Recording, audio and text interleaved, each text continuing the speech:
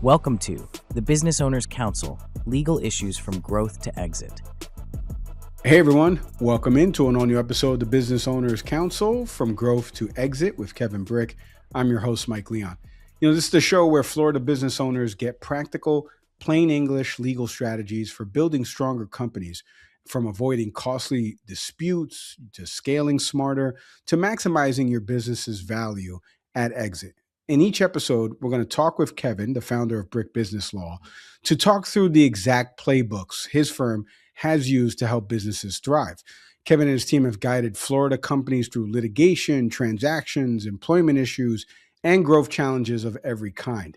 Whether you're growing fast, facing a tough decision, or preparing for the sale of your company, this podcast will give you the tools and insights you need to move forward with confidence. Kevin, it's good to see you as always. And let me ask you here, we've been talking about the world of AI over these last two episodes.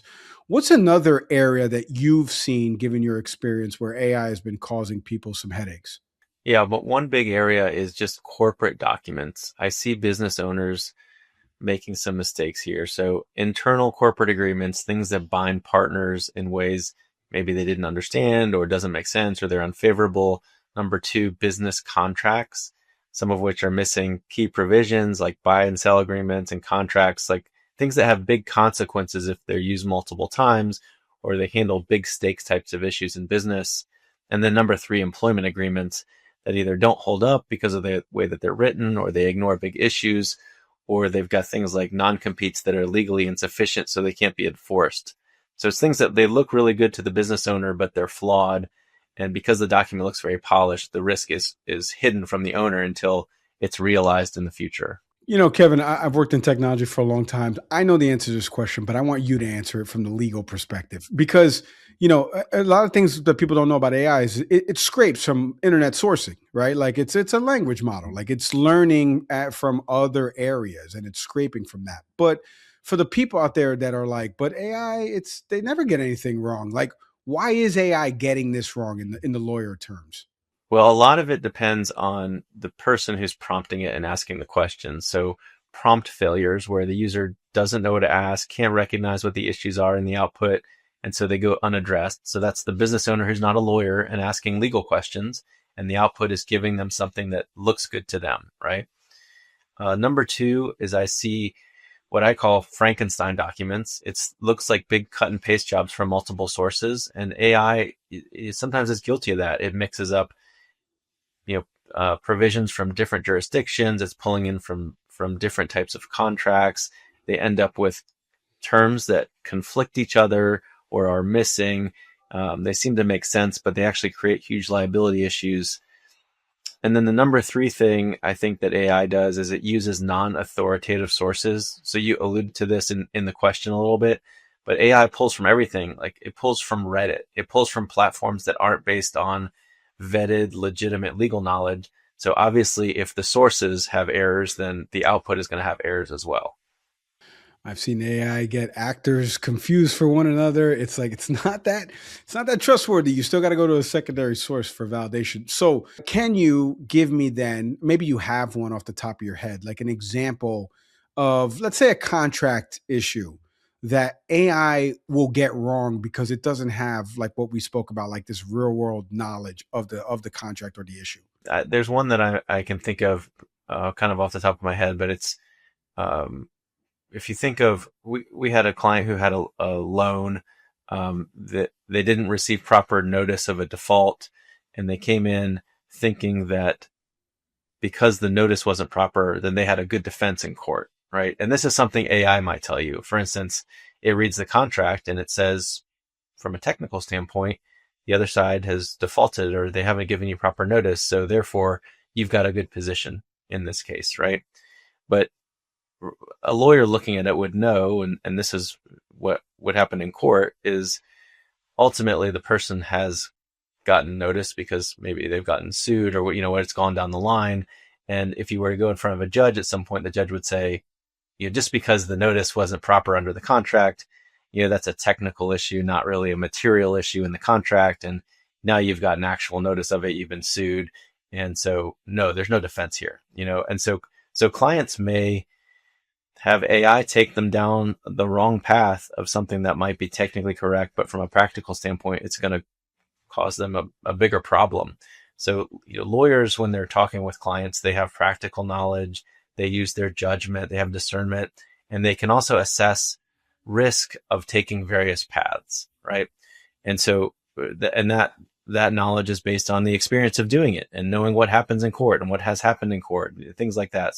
So that's what a lawyer may bring to the table that AI will actually get it wrong, even though maybe technically it's right. The outcome is not going to be what it's predicting. Kevin, in that vein, and you mentioned a couple of the traits and characteristics there, but like, is there some things that AI just can't do at all that a lawyer can do?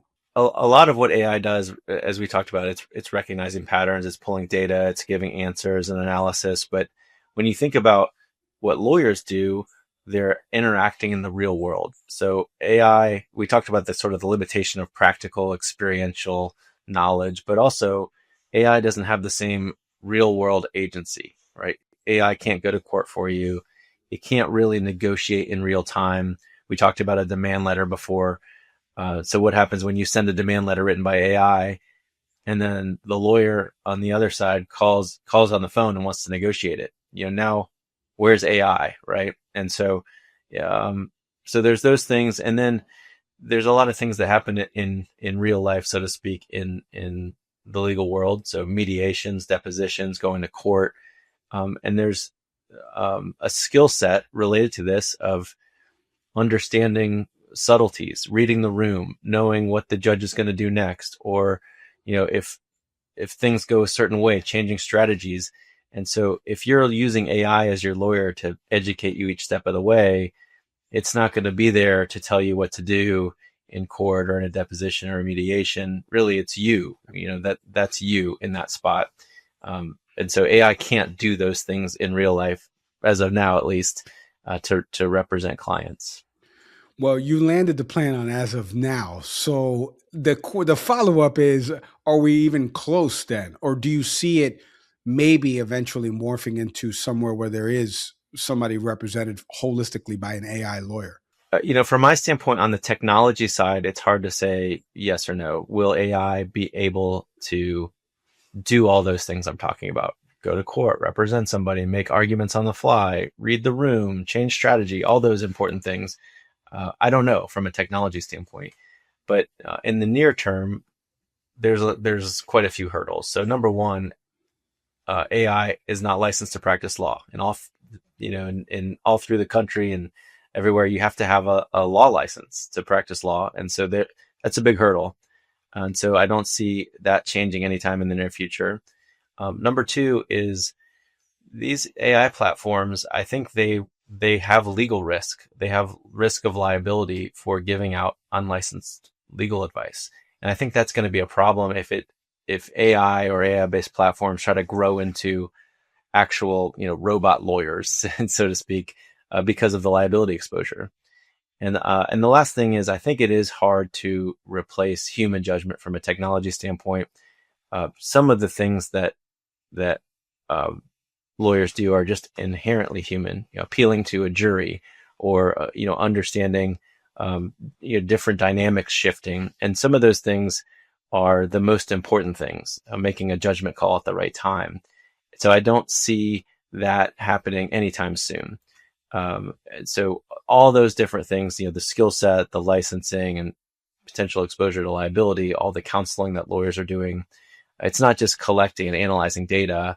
It's really about making practical, real world, instant decisions based on experience, and also having the license and training and the ability to handle liability based on wrong decisions. All those things go into the practice of law. So what's a good general rule of thumb that you would advise folks that are listening to this about when to use AI versus when to actually lean on legal counsel and legal services?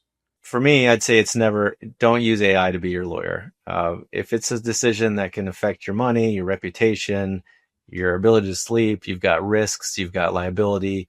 The nature of AI and the nature of legal practice is AI can get you maybe 90% of the way there on a lot of problems, But in the legal world, getting it 10% wrong usually means getting it 100% wrong.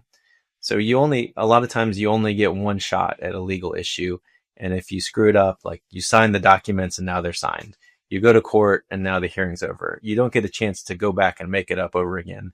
So when it comes to legal work, I would say really don't use AI for that, because it just creates so many problems that we've talked about, and it also doesn't really answer the need sufficiently as it should. Yeah. Kevin, as we kind of wrap on this episode and this series around AI, if someone was listening to this and they're skeptical, they'd probably say you're just saying this because you're a lawyer and you don't want to be replaced by AI. I don't want to be replaced by AI as a host. What would be your retort to them? I'm bullish on AI. I think it's got a lot of great uses. Our firm uses AI tools, but ones that are appropriate and tailored to the legal world, which is different than what's generally available to the public under ChatGPT or different things. So I think AI is an excellent tool in the legal world to be used in the hands of lawyers. So when you combine those two things, the effectiveness of AI and the way it accelerates outcomes and different things, and then you add in the lawyer's experience and knowledge, their ability to have prudence and see the issues, that's really a superpower. So I think AI as a technology is fantastic. I'm actually working with a startup that's helping develop AI for law firms, helping them operate more efficiently. So I'm all for AI. I wouldn't use it for, if I was a non-lawyer, I would not trust my one legal matter to that. Just like, for instance, if I needed surgery, I wouldn't trust myself to prompt AI to know what to do for surgery. Maybe I would be happy with a doctor using an AI tool, but as a non-lawyer, I wouldn't try my own case with AI. So I see people doing that and creating a lot of new legal problems. And so that's why I don't really see AI as replacing lawyers or being a real solution without lawyers. I may be wrong, but I think as of now, I think that's probably the best path forward for kind of the near-term future of AI in the legal world. Yeah, I would concur. Talk to a legal professional. Kevin, thank you as always for the time and the insights and breaking this all down for the audience. Appreciate it. All right. Thank you. And thank you to everyone out there for joining us on this installment of the Business Owners Council. If you want to connect with Kevin and the team, or if you're a Florida business owner right now that's facing a challenge or an opportunity, a dispute, a transaction, you're trying to exit your company, anything, visit brickbusinesslaw.com to connect with Kevin and the folks. And one more favor before you go, hit like, hit subscribe, leave a review, comment, share the episode with someone who's searching AI right now for a legal answer. As always, I'm Mike Leon. We'll see everybody next time. Thanks. Thanks for watching.